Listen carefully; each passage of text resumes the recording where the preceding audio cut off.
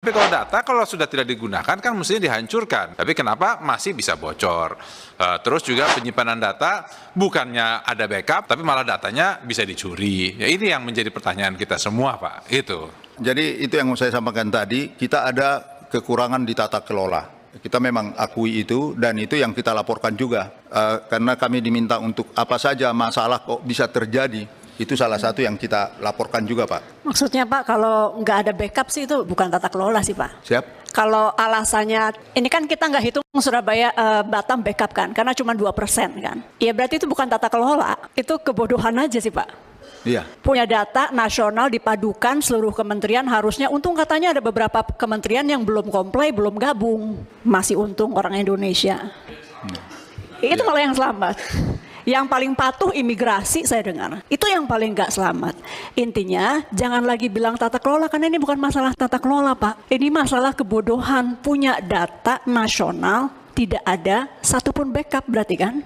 Kita diskusi bukan diskusi kami ini dengan Kominfo, dengan Pak Dirjen, dengan Telkom. Tidak, ini satu kesatuan negara, kesatuan Republik Indonesia. Di sini ada menteri, di sini ada kepala BSSN. Jadi satu kesatuan yang tidak bisa dipisahkan. Tidak mungkin saya misalnya Panglima Kodam, kayak hanya bicara soal komandan peleton. Tidak, menjadi bagian yang tidak terpisahkan dari komandan batalion, komandan brigade. Jadi kalau misalnya backup disediakan fasilitasnya cukup, mengapa tidak dipakai? Siapa yang harus mengorganisirnya? Terus jangan bilang, oh ini mestinya tenan-tenan ini, yang ini. Enggak bisa, ini negara. Saudara sudah tanggung jawab. Benar, Pak, harusnya memang kami, makanya kami akan merubah aturannya untuk itu memastikan. Akui saja tadi, kalau memang salah. Oh ya, tadi kami sudah mengakui tadi disampaikan Pak Menteri. Tidak, Pak. Yang jawab itu Sebentar, Pak Menteri, bukan Pak Semi. Pak Semi, Bapak teknis loh, Pak. Bapak nggak langsung jawab yang begitu, Pak. Pak TB Asodin, betul. Sebelumnya itu opsional. Regulasi di Kominfo itu opsional untuk backup. Saya tanya, kenapa opsional? Karena ada rejim auditor yang tidak memungkinkan daerah-daerah ini atau kementerian lembaga daerah ini meminta tambahan anggaran untuk itu. Nah, tapi saya udah lihat ini nggak benar kalau opsional. Jadi tetap harus mandatori backup itu. Sehingga dalam waktu singkat saya akan buat aturan semua kementerian lembaga daerah dimanapun dalam urusan data ini harus mandatori dia punya backup. Supaya manakala ada serangan berikutnya dia bisa menahan. Mohon izin Pak Menteri, kami Komisi 1 bisa menghadirkan mereka. Jangan sampai kami konfrontasi dan kemudian pendapat mereka lain. Bapak harus tanggung jawab. Iya, ini negara kesatuan Republik Indonesia. Ada pemimpinnya, ada di kelas menengah, kelas bawah sampai bawah dan sebagainya. Jangan saling melempar. Kata Dirjen, sekian. Kata Telkom, kami sudah menyediakan, tapi tidak dipakai dan sebagainya. Lalu mengapa tidak dipakai? Oh, aturannya belum ini dan sebagainya. Enggak begini. Kalau kalian laki-laki, kalian pejabat negara, tanggung jawab. Saya kurang korek. Siap bertanggung jawab atas pekerjaan saya. Itu jantan berhadapan dengan rakyat, Bapak. Terima kasih. Tolong di sini kita nggak mau dengar pemerintah menyalahkan. Dan mohon maaf dari Kominfo tadi awalnya ini agak seolah bahwa ini KL-KL lain nggak mau backup gitu. Ada seolah-olah itu yang kita tangkap tadi gitu. Saya sekali lagi akan sampaikan poin ketika membuka rapat ini. Bapak-bapak kompak atau tidak sebagai pemerintah? Kalau udah nggak kompak nggak beres. Ini teknologi sudah lawannya sulit. Pemerintah saling salah-salahan. Jadi tolong ini selesai di sini, habis ini nggak boleh lagi ada yang ini karena ini, begitu ya. Oke, kita lanjut. Mana tadi yang belum dijawab? Dari siapa yang belum? Dari Bu Nurul? Belum Bu Nurul ya? Belum terjawab, silahkan. Ada beberapa hal yang harus saya sampaikan dengan tingkat urgensi yang tinggi. Saya mohon diperkenankan untuk teman-teman media jangan mengutip dulu. Jadi memang tidak ada maksud saling menyalahkan. Tapi penjelasan kami adalah menyampaikan evaluasi sekaligus penjelasan bahwa Pak TB betul di sisi regulasi tadi saya sudah sampaikan, saya sudah akui kok ini regulasinya opsional untuk backup. Karena itulah maka kita bilang enggak, evaluasi kita dia harus mandatori. Walaupun kita akhirnya juga mengerti kenapa kementerian lembaga itu opsional, karena mereka punya keterbatasan dalam menjelaskan ke otoritas keuangan, auditor, kok ada anggaran double-double. Oke, nanti sama-sama kita akan yakinkan ke otoritas, auditor bahwa ini udah bagian dari concern bersama, keamanan data ini. Begitu. Banyak daerah misalnya susah jelasin, kok ada anggaran 2 nih untuk data, cor 1. Gitu. Bukan mereka nggak mau. Izin Pak Menteri, ya. Regulasi itu yang tidak, yang opsional itu regulasi undang-undang atau bukan, apa Pak? Regulasi dari Kominfo. Kominfo kan Bapak yang buat. Bukan, sebelumnya, makanya saya kaget kenapa opsional. Makanya saya kejar, ini nggak boleh opsional. Ya Bapak kan baru. Bukan, maksud saya Pak Semi kan tahu Pak Semi ini. Iya, justru ya, Pak Semi kenapa opsional Pak Semi? Ini kan kita juga tahu, kita juga harus akui ada yang mana yang kita berkontribusi dalam kejadian ini. Oke, regulasi kita nggak ketat soal mandatori, kita opsional, kita rubah jadi mandatori. Begitu Pak Sulman. Selanjutnya tidak ada saling maksud kita lemparin ke KL atau apapun. Kita juga tahu ternyata terkendala banyak hal, khususnya soal anggaran, dan terus terang ini juga bagian kami untuk terus berkomitmen melakukan pembenahan segera karena ini juga kita lagi kerja di Surabaya, tim kami, dan perkembangan penanganan PDNS 2 Surabaya ini akan kami laporkan secara berkala ke teman-teman komisi. Izin pimpinan Pak Menteri, pada saat pembuatan PDNS itu juga, apakah BSSN dilibatkan? BSSN dilibatkan, ngomong aja Pak.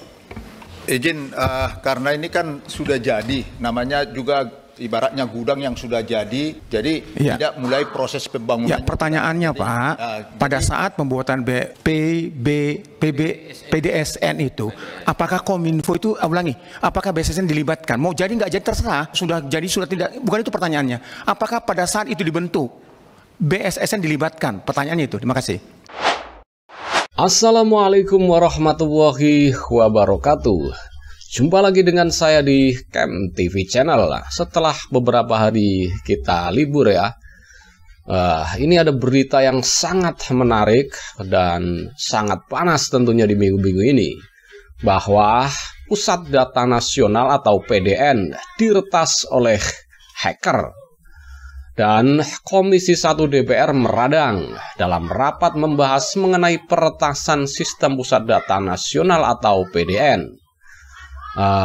Pada hari kemarin ya di gedung DPR Senayan. Dan seperti kita ketahui ya, yang mungkin Anda menonton di channel DPR sendiri, dalam rapat tersebut pemerintah saling lempar tanggung jawab terkait tak adanya backup data seluruh data di PDN atau Pusat Data Nasional. Dan itu sesuatu yang sangat memalukan sekali. Dan seperti kita lihat tadi, anggota DPR dari fraksi PDIP, Bapak TB Hasanuddin, langsung mencecar Ketua BSN ya, Purnawirawan Hinsa Siburian. Dan juga beliau juga mencecar juga Menteri Kominfo, Bapak Budi Ari. Dan di situ tidak cuma itu aja ya. Ketua Komisi 1 DPR RI, Ibu Mutia Hafid juga tidak tinggal diam. Beliau langsung gaspol mempertanyakan bagaimana Pusat Data Nasional bisa dibobol oleh hacker. Dan kabarnya hacker itu minta tebusan. Dan akibat serangan dari hacker tersebut, PDN diketahui mengalami serangan cyber dengan ransomware ya, pada hari Kamis 26 Juni 2024. Akibat peretasan itu setidaknya ada data 282 kementerian atau lembaga terkunci, tidak bisa dibuka. Dan hanya beberapa tenet atau instansi yang memiliki backup data di PDN ya. Dan di situ Ibu Mutia Hafid gaspol mencecar Ketua BSN, Menkominfo, Bapak Budi Ari tentunya. Dan mereka terlihat saling lempar tanggung jawab dan saling menyalahkan. Hingga statement yang dikeluarkan oleh Ketua Komisi 1 DPR benar-benar itu skakmat sekali. Dan itu harusnya Pak Menteri Budi Ari langsung mundurkan diri harusnya. Sebab terang-terangan Bapak TB Hasanuddin mencecar beliau dan beliau mengatakan ya memang harus tanggung jawab dan jantan dong. Kalau memang salah ya akui salah, jangan lempar tanggung jawab.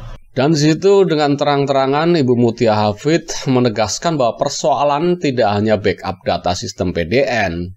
Yang diretas bukanlah masalah tata kelola, melainkan kebodohan. Bayangin aja, seorang kepala BSSN dan Menteri Kominfo disebut itu sebuah kebodohan. Kalau kita yang jadi menterinya mungkin hari itu juga langsung mengundurkan diri. Malu dong. Masa menteri tidak punya kapasitas yang cukup untuk menghandle pekerjaannya, ya harusnya mundur memang. Dan sentilan Ibu Mutia ini mulanya menanggapi penjelasan dari Kepala BSN. Di situ Kepala BSN mengatakan bahwa backupnya kurang. Dan Ibu Mutia Hafid terang-terangan kita ada kekurangan di tata kelola. Ini pernyataan Ibu Mutia Hafid. Kita memang akui itu dan itu yang kita laporkan juga karena kita diminta apa saja masalah kok bisa terjadi. Itu salah satu yang kita laporkan. Itu penjelasan dari Ketua BSSN. Dan Ibu Mutia langsung menimpali Hinsa dengan menegaskan persoalan pertasan PDN bukanlah perihal tata kelola. Kalau nggak ada backup itu bukan tata kelola sih, kata Ibu Mutia nih. Kalau alasannya ini kan kita nggak hitung Surabaya, Batam, backup kan, karena cuma 2%. Itu bukan berarti tata kelola, itu kebodohan sih Pak, ujar Ibu Mutia. Dan wah, kalau menurut saya itu sangat telak sekali. Dan Ibu Mutia juga melanjutkan, punya data nasional dipadukan seluruh kementerian. Seharusnya, untung katanya ada beberapa yang tidak terkena hacker. Dan Ibu Mutia langsung menimpali. Ya masih untung sebab itu orang Indonesia. Sedikit-sedikit ya tetap aja masih ada untung. Walaupun kita memang data kita hangus oleh hacker. Dan seperti kita ketahui, siapa yang bergabung atau komplain dengan Kominfo semuanya datanya hangus. Dan perlu kita ketahui semua ya, Pusat Data Nasional atau PDN mengalami serangan cyber dengan ransomware dan mengakibatkan setidaknya 282 kementerian atau lembaga terkunci. Dan kabar terakhir, peretas yang mengirim ransomware meminta $8 juta untuk tebusan atau senilai 131 miliar untuk membuka data yang diretas. Gimana guys? Seorang hacker bisa membobol data nasional yang notabene itu punya negara.